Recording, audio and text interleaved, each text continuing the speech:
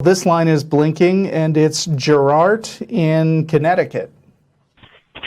Hi, Phil. Hi, Russell. How you guys doing? Hey, good. How are you? I'm doing good. So what I want to talk about today is the ideas that made me actually transition from being an atheist to call myself agnostic. Oops, we lost one. Curses! What was that? No, go ahead. Yeah, sorry. Okay. And the main idea is simply that when I started thinking of games as their own kind of universes. And so the reason why that is because, well, Russell, you play video games a lot and stuff, right? I actually work for an unspecified game company, and I am a lifelong gaming nerd, so yeah. So you've probably had this idea before, right? Like games with their own worlds and things like that? Right, sure. I mean, dude, what if the universe is a big video game, man? Yeah, so The Sims I'm all just over curious, again. before I start, what your kind of idea of that is. Obviously, you don't take it too seriously, I would imagine. I mean, there's a difference between... I mean, obviously, I'm not only a gamer, but I'm a science fiction enthusiast. And there are plenty of cool sci-fi stories that explore the idea that the whole world could basically, without your knowing it, be part of some kind of virtual world that was created by something else. But there's a difference between getting your mind around those concepts as an interesting possibility and finding them plausible or likely. And I wonder what made you... I wonder if you have taken that jump from thinking that could happen, it would be cool, to that's probably true. I don't know where you're at with that. So where I'm at is, I think I'm at the somewhat plausible side of the... Okay, why? spectrum. I mean, Yeah. do you think... do you understand the idea that when you commit to believing in something, it should be grounded in some kind of demonstrable evidence of some sort? Yes, and that, I'm not sure how you would define evidence, but what I'm going to talk about now is sort of what I would consider a type of evidence for it. Okay. Mm-hmm. All right, so what that is basically when you take a game and you strip it down to, what a game really is, the fundamental nature of a game is just a set of rules, right? Okay. Yeah, and if we look at the universe, if we strip that down, that seems to be just a set of rules also. That's right? a Because really thin connection that you're making. they're both... I mean, there are all kinds of logical fallacies that deal in making connections that aren't there. I mean, there is what's basically a syllogism, which means that if A is B, if all A's are B and all B's are C, then all A's are definitely C, right? But if you say all A's are like something and all B's are like something, that doesn't mean that A and B are the same thing. That's like faulty reasoning. Yeah, that's So definitely you true. need a little more than that to jump to actual conclusions about the universe really being a simulation. Because coming up with vague, superficial similarities between them doesn't actually make them the same thing. I'm trying to think of a good metaphor that would... it's like saying all cats have four legs and all dogs have four legs, and therefore all cats are dogs. It doesn't follow.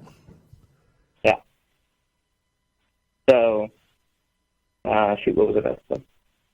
That was the beginning of how I thought about it. And as I explored it, I found some more connections that made it seem more plausible, which is that which is what you might think another big leap is that games are also a mathematical structure, right? When I say games are made up of rules, that's kind of just saying, that's establishing axioms and, creating a system from those. And that's how you get the game, right? Sure. I mean, usually when you're developing a game, and Jeff D on the Nonprofits would be a great one to talk about this because he is, in fact, a game designer. Yeah. But, I mean, when you're coming up with a game, you are generally start from a set of rules with an intention in mind, like, how can I make this game as fun and streamlined as possible?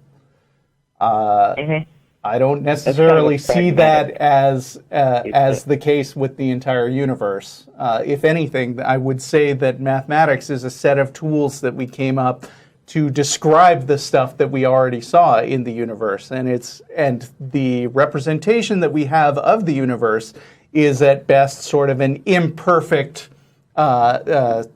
simulated understanding of as much as we know so far.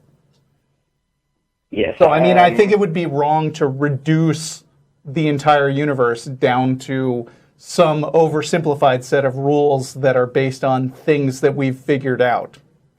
Yeah, and I'm not seeing the real connection. I know you're trying to kind of analogize the rules of the game. The game has these rules in this environment, and it seems like you're kind of playing that onto the universe itself. But the difference is we have lots of examples of game design. We have books on it. We have lots of examples of that portion. We don't have any examples of a universe that goes by that same type of deal. So I was trying to see where you're kind of analogizing them together, like that, in order for you to, as you say, go from identifying as atheist to agnostic, which was another question, but I'll leave that for another time. Yeah, so what I'd like to do is move a little away from games specifically as the analogy, because the purpose of what I just said, how games are basically a mathematical system, is to extract it to not games, but mathematics, which is what, Russell, you were sort of getting into. Now, I am somewhat of a Platonist, in that I think there's, Platonist. Oh. In the sense that mathematics is, you mean natural. Believing that there are ideal forms of some sort? Not not just believing that those ideal forms are concepts, but believing that they have their own existence in some sense. You didn't call back. You didn't call last week, did you? Because I feel like when I was listening to Phil Ferguson, at least 2 different people called and wanted to talk about Plato's ideal forms. So I wonder if this is some kind of fad going on right now. Because we don't get. I watched last week's show, but I didn't. I guess I forgot because I didn't notice that. Okay. I know there's a lot of cosmological argument talk or something, but.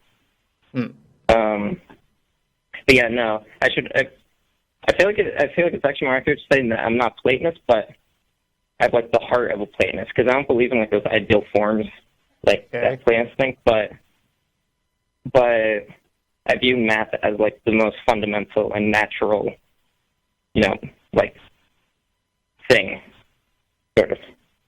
Okay. And that's simply because how effective it is. You said we use it as a tool, but there are a lot of ways in which we discover rules and truths about the world, and then we formalize them into our own language, which is what we call mathematics, right? Okay, but I mean, I'm still having trouble seeing the connection between this idea that games and universes both have rules. Don't think about games right now. What? Okay. The games was the beginning. Okay, but what does any of this have to do with a god, for instance? Because you said you stopped being an atheist, so you must have some opinion about some kind of cosmic designer or something. Okay, so that's there are other levels there, but what this all leads to is our world being a mathematical system of itself, which, by the way, isn't just like, it's not like a idea that's never been thought before. That's a kind of idea that's out there.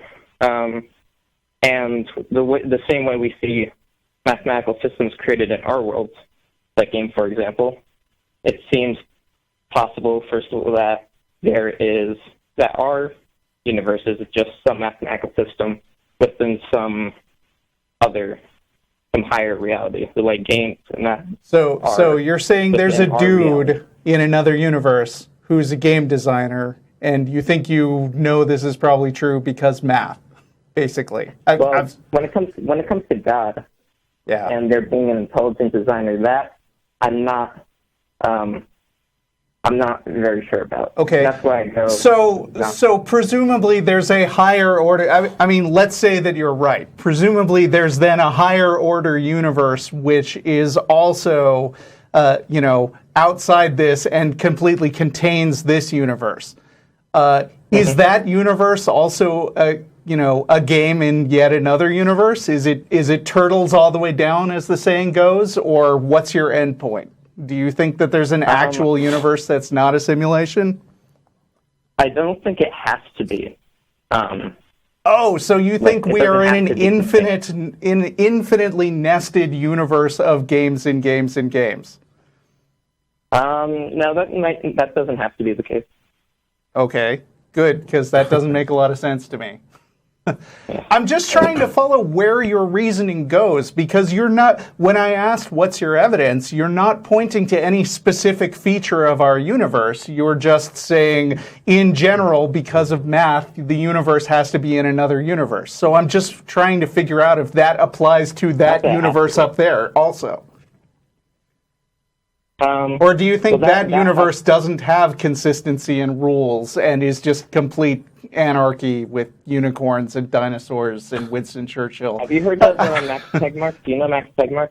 What? Do you know Max Tegmark? Have you heard of him? No. Mm-mm. He's a physicist at MIT, and he has his own theory of the multiverse. And his theory is that... I don't call those things theories, by the way, because they're really hard to test. Usually a theory implies that they're a well-organized framework, but they tend to be just, blowing smoke and not testable, which is why they're not generally accepted as scientific knowledge. Right. I was using a more colloquial version of it. Okay. Well, I mean, sorry to be nitpicky, but people throw around the word theory a lot.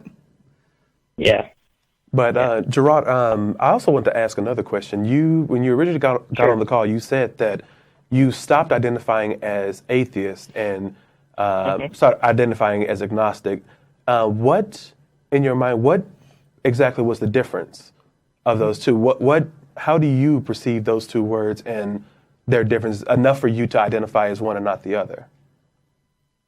Well, at first I didn't. It was just a feeling, like I wasn't sure why at first. I just had the feeling of I can't be an atheist anymore, or I'm not an atheist anymore. So to you, what is an atheist? Well, I mean, there's no one definition for atheist, but there's a way I think about it, which doesn't apply to me.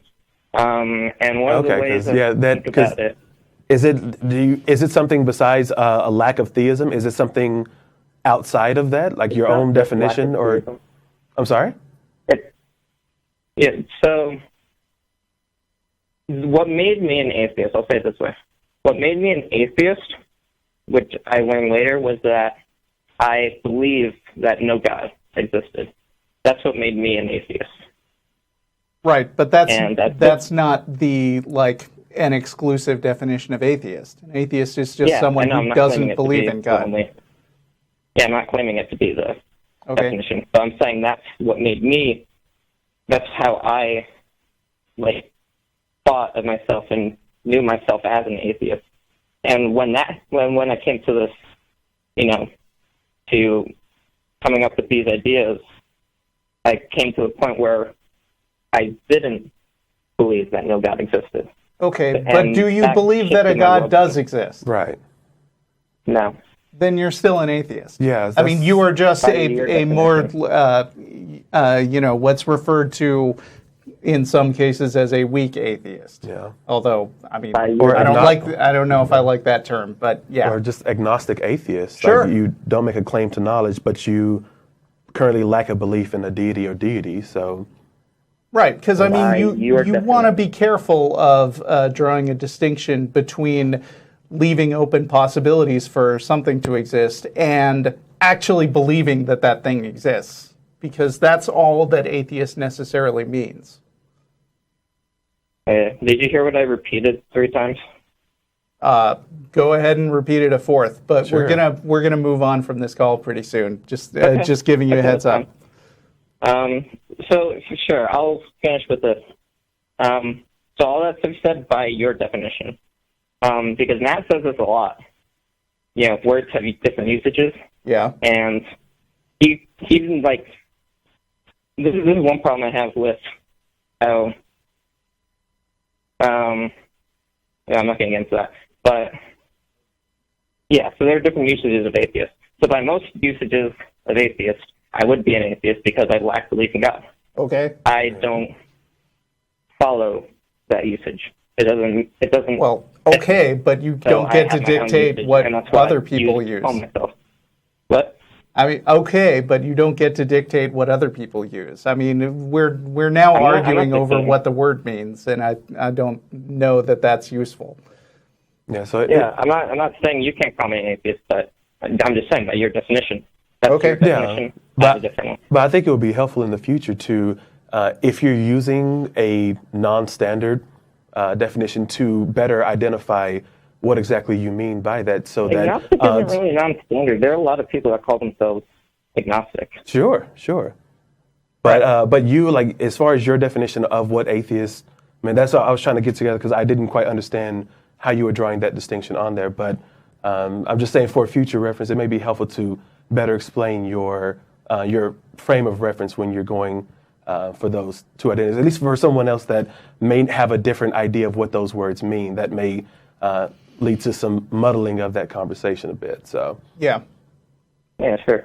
All right. Anyway, we're gonna pick up another caller. Thanks for getting in touch, Gerard. Yeah, thanks for talking. all right, have a good weekend. Bye.